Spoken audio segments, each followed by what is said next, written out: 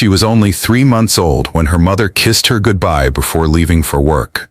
It was still dark outside, and nothing seemed unusual about that morning.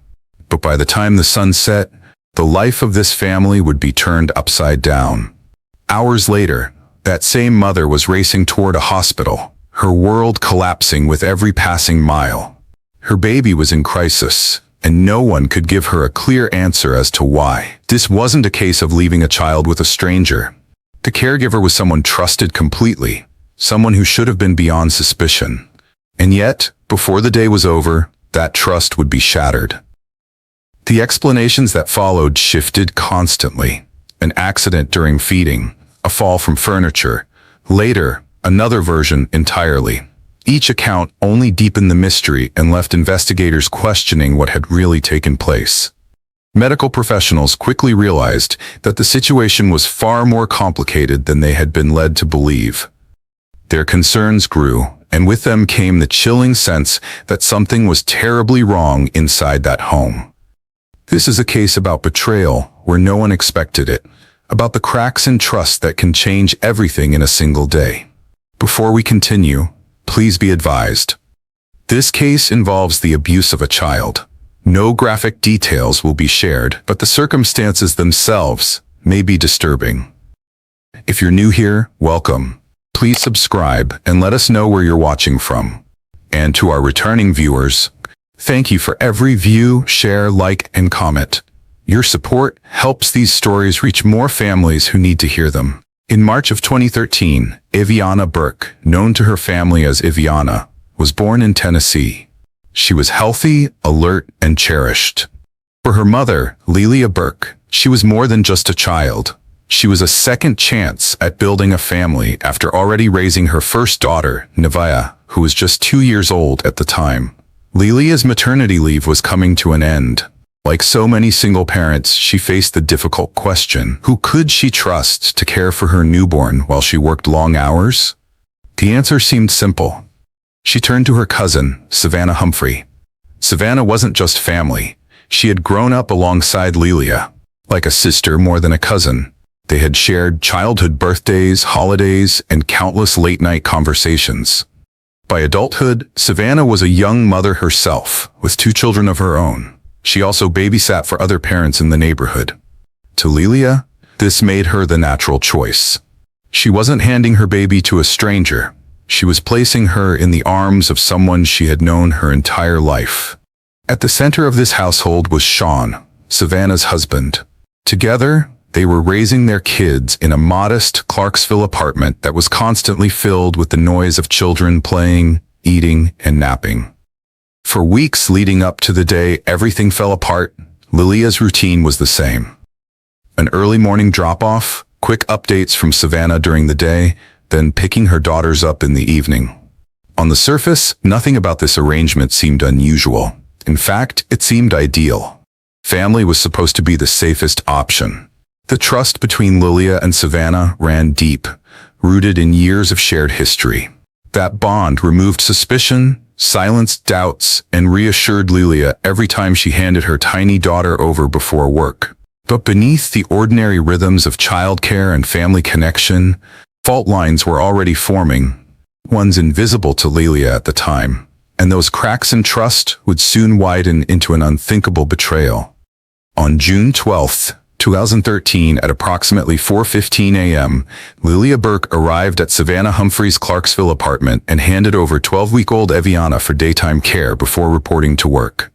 According to Lelia, the baby had a mild sniffle, but was otherwise normal when she was dropped off. The plan for the day was ordinary: feeding, short naps, and routine check-ins. By late morning, household activity appeared typical. Inside the apartment were Savannah, her young children, and the infant in her care. Midday brought the detail that would later anchor the timeline. At 12:45 p.m., a short phone video of Iviana was recorded on Savannah's device. In that clip, the baby appears normal. The video was sent to Lelia at 1:46 p.m., a reassuring update that fit the rhythm of prior days. Around midday, neighbor Ciara Jenkins noticed Savannah stepping outside. For the next 15 to 20 minutes, the two stood near the porch, smoking and chatting. Jenkins would later recall how Savannah's young son kept running to the windows, knocking and calling for his mother. Instead of breaking away, Savannah stayed outside, focused on her phone and the conversation. That detail would become critical later, because while Savannah lingered outside, the children were left inside, unsupervised. Cell phone records traced Savannah's activity during this period with precision. Phone records showed that between 1:42 and 1:46 p.m., Savannah was actively using her phone, texting and scrolling. After that brief burst of activity, the phone went quiet. No more calls, no more messages. And within less than 20 minutes of that silence, the emergency would unfold. At exactly 2:03 p.m., Jenkins returned inside and was met with a chilling sight. Savannah's toddler was holding the baby, limp and unresponsive. Jenkins immediately screamed for Savannah and rushed to call 911. The emergency dispatch captured the time to the minute. The first responder on scene was Officer Justin Doolittle, who entered the apartment and quickly assessed the crisis. Moments later, firefighter Michael Rios arrived and began performing CPR. Behind him, EMS personnel Daniel Work and Daniel Cotterill took over, working urgently to stabilize the infant before moving her to an ambulance. The baby was first taken to a local Clarksville hospital, but doctors there quickly recognized the seriousness of her condition and arranged for a transfer to Vanderbilt Children's Hospital in Nashville, a facility equipped to handle the most complex pediatric emergencies. That sequence, a calm morning, a reassuring midday video, a 15-minute absence outside, then a 2:03 p.m. emergency call, provided investigators with a timeline they would dissect in the days ahead. Every minute mattered. Every action taken or not taken shaped the questions police would soon press Savannah to answer. Already, multiple explanations for what happened had begun to surface, but none aligned neatly with the records, the phone logs, or the neighbor's testimony. And that was only the beginning of the contradictions that would unravel this case. When the ambulance doors closed and the baby was rushed toward Vanderbilt Children's Hospital, investigators were already beginning to piece together a timeline. What looked, at first, like a tragic household accident began to unravel quickly under scrutiny. The lead investigator, Detective Tyler Barrett of the Clarksville Police Department's Child Advocacy Unit, was tasked with interviewing the caregiver, Savannah Humphrey. In those first conversations, Barrett noted how her account shifted each time he pressed for details. At first, she insisted the baby had suddenly choked while being fed. Minutes later, she claimed the child had rolled from a bed. Then it became a fall from a couch. Finally, she said her toddler had picked up the infant and dropped her. Each version contradicted the last, leaving Barrett with more questions than answers. While Barrett handled the interviews, investigator Michael Ulrey worked the scene itself. His job was to document the environment, where the infant had been placed, the position of furniture, and the condition of the apartment. His notes painted a picture that did not support the stories being told. Meanwhile, Detective Deborah Kolofsky turned to the Savannah's phone. Digital forensics revealed the 12:45 p.m. video showing the infant alert and normal. That video was sent to the mother at 1:46 p.m. The phone logs also captured messaging activity around 1:42 to 1:46 p.m., followed by a sudden silence. Less than 20 minutes later, at 2:03 p.m., the emergency call was placed. To investigators, the phone records locked down a critical window of time.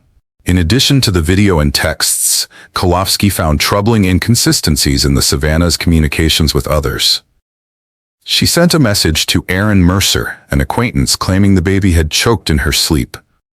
But to Lilia Burke, the child's mother, she gave an entirely different account, saying that Nevea, Lilia's 2-year-old daughter, had somehow been responsible. To detectives, these shifting stories weren't signs of panic. They looked like deliberate attempts to mislead and deflect blame. At Vanderbilt, doctors were running their own evaluations. Dr. Verena Brown, a pediatrician specializing in child abuse cases, examined the infant and was later called upon to testify about her findings. Dr. Brown concluded that the injuries were not consistent with a fall from a bed, couch, or even from the arms of a toddler. Instead, she explained, the evidence pointed to a level of force that could not have been accidental. She also noted that symptoms such as seizures or loss of consciousness would appear almost immediately after the trauma, not hours later, as some of the explanations implied. The combination of shifting stories, phone records, and medical analysis left little room for doubt. Each excuse was weighed and found impossible. What began as a claim of a feeding accident now stood exposed as something deliberate. Detectives also confronted the troubling fact that Savannah was not an unknown sitter. She had watched multiple children regularly, including her own, without prior complaints. There had been no red flags reported through any official system, highlighting how abuse in family or informal childcare settings can remain invisible until tragedy strikes. By the end of that week, investigators had assembled a case file that outlined a chilling chain of contradictions. A video of a healthy infant, a neighbor's testimony about time spent outside, a phone gone quiet minutes before a crisis, shifting stories that dissolved under expert testimony, and a child whose condition could only be explained by intentional harm. But even as the evidence mounted, one question still lingered. Would a jury see through the contradictions as clearly as the investigators had? If you believe cases like this highlight the hidden dangers children face, take a second to like and subscribe. What happens next isn't just shocking, it's preventable. When the case finally reached court, prosecutors laid out the charges: aggravated child abuse and aggravated child neglect. The proceedings took place in Montgomery County Circuit Court before Judge Mike R. Jones, and the evidence that had been collected over months of investigation was now set before a jury. Jurors were shown the timeline investigators had pieced together. The video of the infant recorded at 12:45 p.m., the message sent to her mother at 1:46 p.m., the stretch of silence on the caregiver's phone, and the emergency call made at 2:03 p.m. They also heard about the series of explanations Savannah had given, each one different, each one clashing with the medical facts. From the witness stand, Dr. Verena Brown made it clear that what happened could not be explained away as a simple household mishap. A child rolling from a bed, slipping from a couch, or even being dropped by a toddler could never create the type of damage doctors observed. Her expert testimony pointed instead to head trauma, a combination of violent shaking or impact strong enough to make the brain move inside the skull. According to Dr. Brown, the trauma involved both blunt force and rotational movement, the kind of injury that would trigger immediate seizures and collapse. There was no delay, no gradual decline. The baby would have shown symptoms at once. In short, this was not an accident. It was the unmistakable result of deliberate harm. The jury also heard how Savannah's text messages painted conflicting pictures. To one acquaintance, Aaron Mercer, she claimed the baby had choked in her sleep. To the baby's mother, Lilia Burke, she suggested that Nevaeh, Lilia's 2-year-old daughter, had been responsible. Later, she claimed the baby had rolled off a bed. These contradictions weren't just confusing. They convinced investigators and ultimately the jury that Savannah was trying to deflect blame rather than tell the truth. After hearing all the testimony, the jury needed less than an hour to decide. Their verdict: guilty on both counts. On October 13, 2014, Judge Mike R. Jones handed down the sentence. 20 years in prison, with 17 to serve before parole eligibility. In court, Savannah offered an apology, but it carried little weight against the evidence and the devastation her actions had caused. Her attorneys filed an appeal, questioning the strength of the case and the judge's rulings. But in 2017, the Tennessee Court of Criminal Appeals upheld the conviction in full. The guilty verdict and the sentence stood, ensuring she would serve her time behind bars. The courtroom had delivered its decision swiftly and firmly. What began as a story of shifting explanations had ended in a unanimous judgment of guilt. When the trial was over and the courtroom emptied, the focus shifted to the long road ahead for Eviana Burke. The damage she had suffered left permanent consequences. Doctors confirmed she had lost her vision. She developed a seizure disorder that required constant monitoring. She was later diagnosed with cerebral palsy, and specialists warned her family that she would face significant developmental delays. From that point forward, her life became a cycle of medical appointments, therapies, and interventions designed not to restore what had been lost, but to help her live with what remained. For her mother, Lilia Burke, the journey was equally unrelenting. She became an advocate overnight, navigating the maze of Tennessee's healthcare system to secure essential care and resources for her daughter. Weekly therapy sessions, special education support, and countless doctor visits became part of their new reality. Lilia's persistence was recognized in 2016 when the Tennessee Justice Center named her Mother of the Year for her dedication to securing health services for her child. That honor was not only a tribute to her fight for Eviana, but also a spotlight on the broader challenges many families face in getting the care their children desperately need. The case also resonated beyond their household. Within the Clarksville community and later across Tennessee, people began speaking more openly about the risks of leaving children in informal or unlicensed childcare arrangements, even with those who seemed trustworthy. It forced difficult conversations about how easily oversight can fail when care is placed entirely in the hands of family or close friends. Eviana's story became more than a record of one child's suffering. It became a reminder of the hidden dangers that can exist in places presumed safe, and of the extraordinary strength required for families to keep fighting long after the headlines fade. This case exposes a difficult truth. Danger is not always outside the home. Sometimes it's embedded in networks we trust, family, friends, familiar caregivers. That proximity blunts suspicion and lowers vigilance. The lesson is not fear, it's structure. For parents and guardians, begin with clear boundaries. Put every child care arrangement in writing. Who is responsible, who is present, where the child will be, how naps and feeds are handled, and how updates will be sent. Require time-stamped check-ins, short clips or photos at set intervals. Establish a no-exceptions rule for immediate reporting of any incident, however small. Share a one-page emergency plan with phone numbers, the pediatrician's office, and the nearest hospital. Vet even familiar caregivers. Ask for 2 non-family references. Verify CPR first aid training.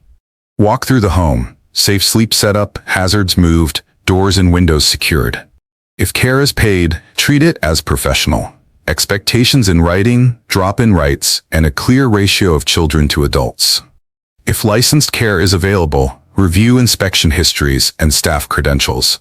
For extended family and neighbors, normalize checking in. If something feels off, unanswered knocks, a child crying without explanation, a caregiver distracted for extended periods, speak up. Document what you observe and, if needed, report it. Communities protect children by acting early, not by assuming someone else will. For schools, clinics, and faith groups, teach practical child safety habits, how to set boundaries with caregivers, how to recognize patterns that don't add up, and how to report concerns without fear of retaliation. Offer short, recurring workshops, safe supervision basics, realistic timelines for infant distress, and why explanations must align with observations. Policy matters too. Informal, in-home caregiving often sits outside formal oversight. Communities can push for voluntary safety registries, subsidized CPR first aid classes, and streamlined reporting pathways that connect families to resources, not punishment for asking questions. Prevention is not a headline, it's a checklist used every day. This is advocacy without sensationalism. Practical steps to make children safer. Write it down, verify training, require updates, keep drop-in rights, act on instincts, and report what doesn't make sense. The goal is simple: fewer gaps, faster help, stronger accountability.